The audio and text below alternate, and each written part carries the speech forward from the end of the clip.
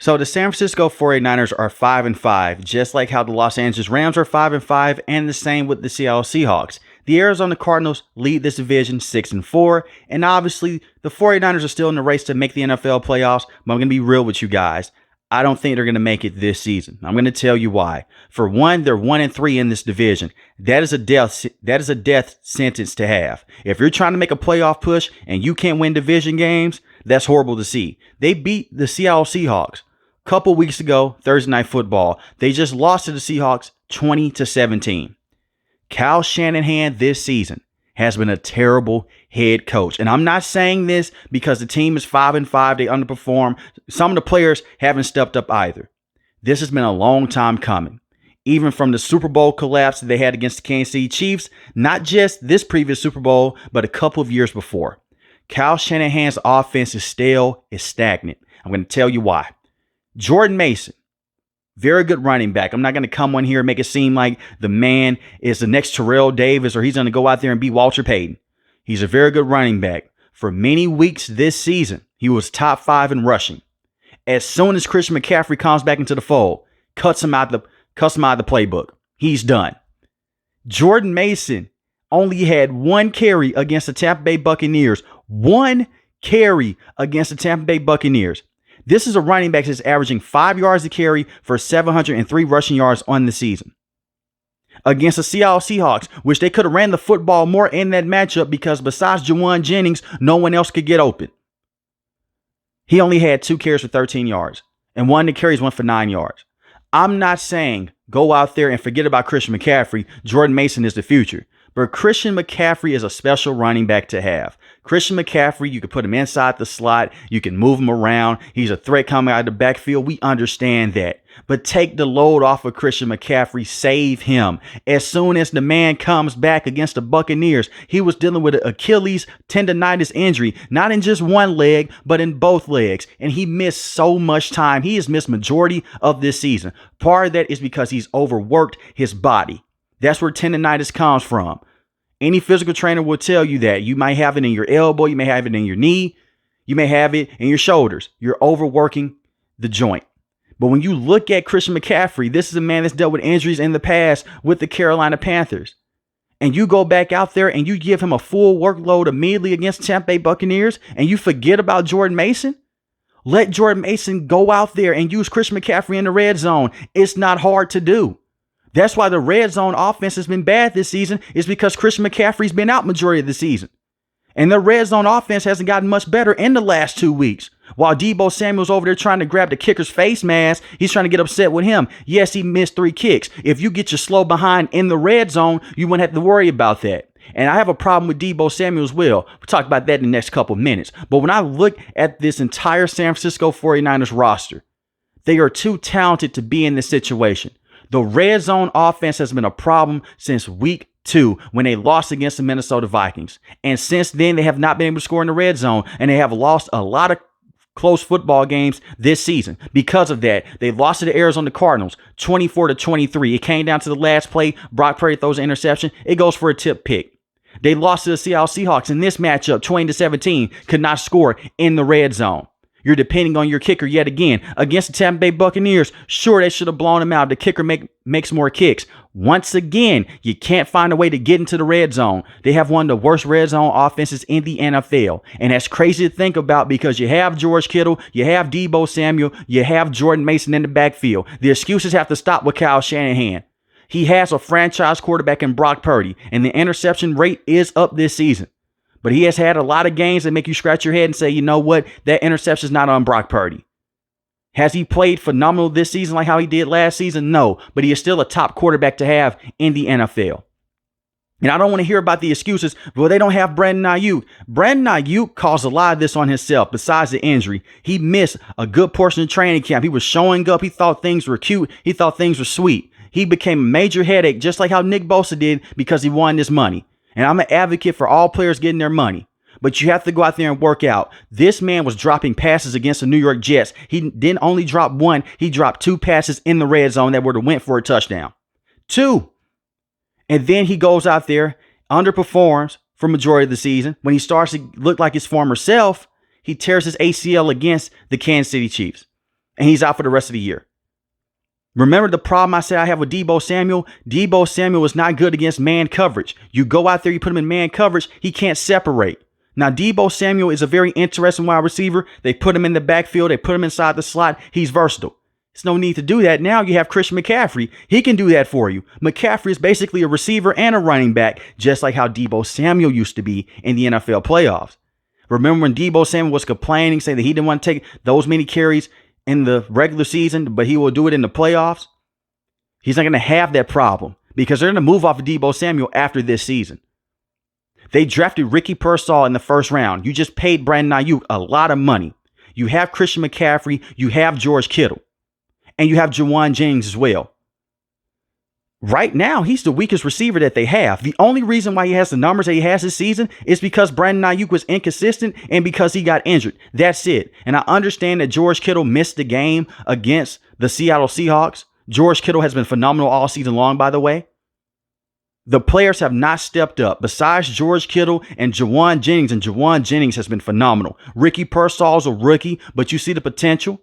He's went out there in back-to-back weeks. He's looked good. This is a man that missed some time as well. We can blame it on the injuries, but Kyle Shanahan has still had special talent on the field. I don't want to hear it.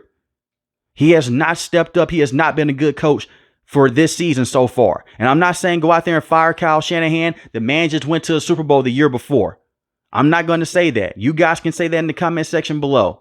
But if you pay attention to the 49ers games, you can say, yes, the special teams has been terrible, especially on kick returns and the kicker missing kicks and punt returns as well. They need a brand new special teams coordinator. But when I look at Kyle Shanahan, this is a man that calls offensive plays. You sit up here and you say that you give Brock Purdy the ability to change plays at the line of scrimmage. You're lying. No, you don't. There's no cadence to switch plays over at the line of scrimmage. And when it is, it's only for one play. That's it. You heard Brock Purdy. He went up there against the Seattle Seahawks. Go back late in the game. He was saying, can. Cancel out the play. Go to something different. It was a toss play to Christian McCaffrey that went for -2 yards. And Brock Purdy did not like what he did not like what he saw in the field because besides Jawan Jennings, no one else could get open. And I'm not blaming all the turnovers on Brock Purdy, but he did have a terrible game against the Kansas City Chiefs. I will say that. You can't put the football in harm's way the way that he did. And this offensive line has still been a major issue because he's running for his life. This offense is too predictable with the weapons that they have. Use Jordan Mason more and use Christian McCaffrey inside the slot. Be more creative than just using Christian McCaffrey in the backfield as the traditional running back. He's more than just that. And stop putting Christian McCaffrey into certain situations to where you just try to split him out on a linebacker only. Use him in the middle of the field instead of just using him on outcuts. You're doing the same plays that you ran last year. The Kansas City Chiefs clamped that up in the Super Bowl. Teams are starting to catch on. But to see them lose to the Seahawks the way that they did, this defense has actually been good this season. They have a top rushing defense, a top passing defense. Remember, they fired Steve Wilks, and their defense did not look the same last season until they went out there and made a trade to get Chase Young. But Steve Wilks was not the perfect fit because he plays through his secondary. He doesn't play through his front seven. So now you have a brand new defensive coordinator, plays through the front seven, what Kyle Shanahan loves. This defense has not been the same since DeMeco Ryans left for the Houston Texans, by the way. And we understand what that defense looked like before him because they had Robert Saleh, two phenomenal defensive minds in the NFL. Maybe they bring Robert Saleh back. Pay attention to that. I think that can help save Kyle Shanahan in the long term if they can do that. But when I look at this defense, they're not bad. But the fact that their offense is going out there and they're taking three over and over again, and there's certain drives where they just stall out, you're pushing your defense back out there. Now, Charvarius Ward has missed the last few games. His daughter just died a couple weeks ago, and my prayers out to him. That's something tough. Right now, he should take a lot of time to be with his family. That is something that I wouldn't wish that on anyone. But besides Charvarius Ward, you still have good cornerbacks. You have Renardo Green. You have Lenore, who you just gave a lot of money to. You have Jair Brown at the safety position. Hufanga has missed a lot of time this season. I'm concerned about him because this is the man that missed majority of last season dealing with an ACL injury. This is back-to-back years where he hasn't been able to stay healthy. When he's fully healthy, he's a top safety in the NFL. I'm concerned about him.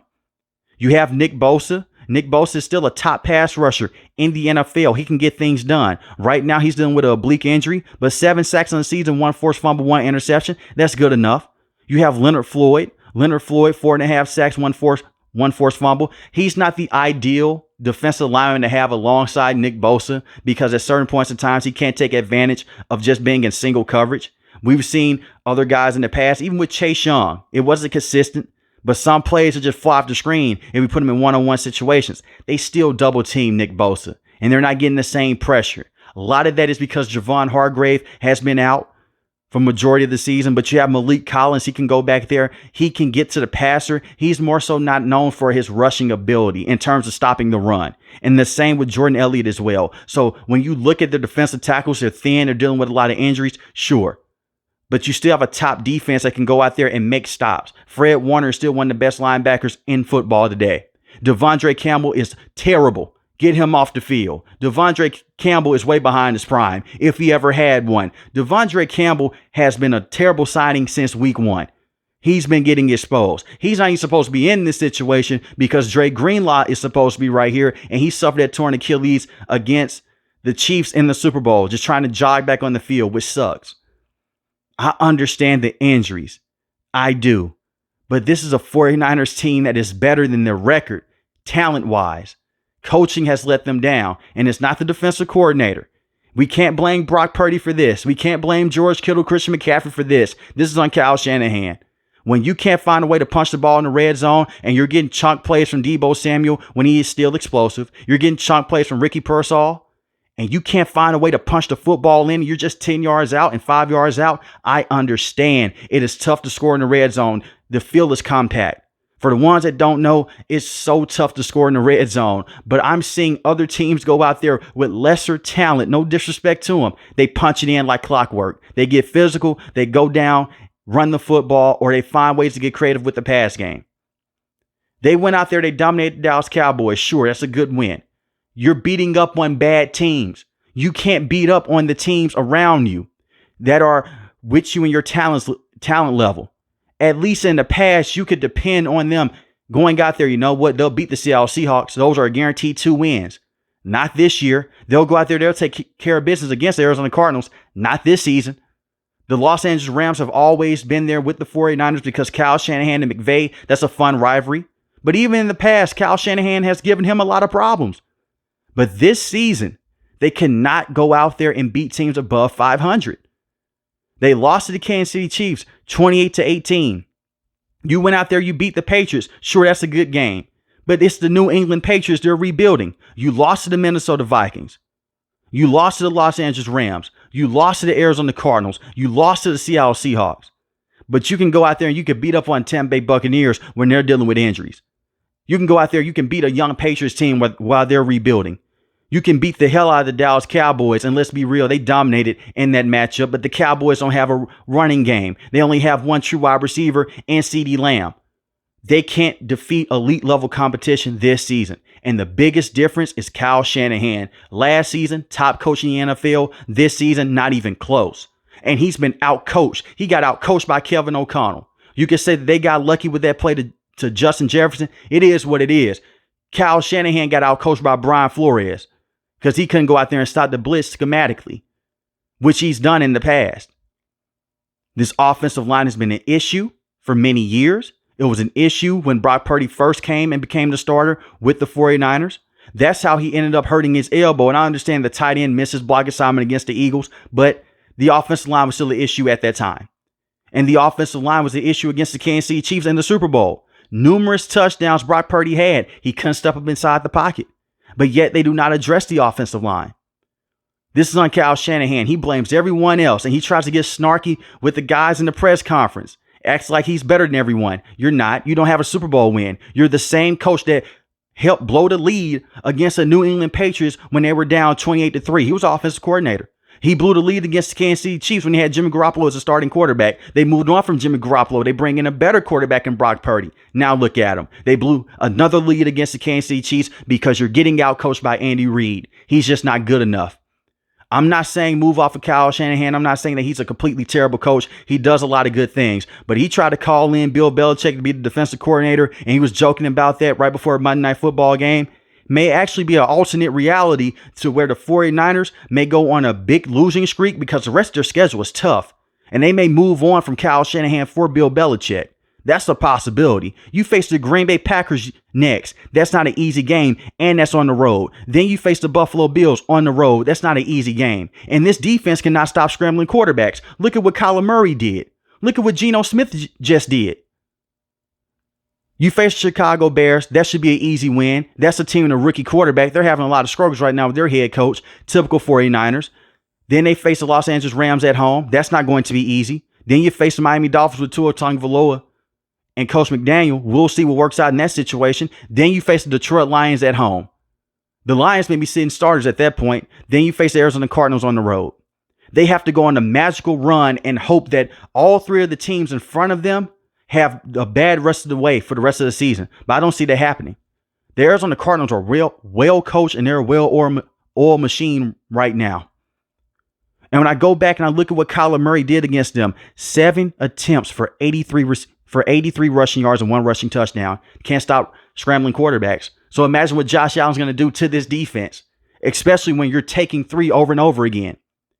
But let me know in the comment section below, how do you guys feel about the San Francisco 49ers and Kyle Shanahan? Let me know if you agree or disagree. If you're new to the channel, hit the subscribe button. If you like the video, hit the like button. Most importantly, want each and every last one of you guys stay safe, stay positive. Thanks for the video, guys. God bless.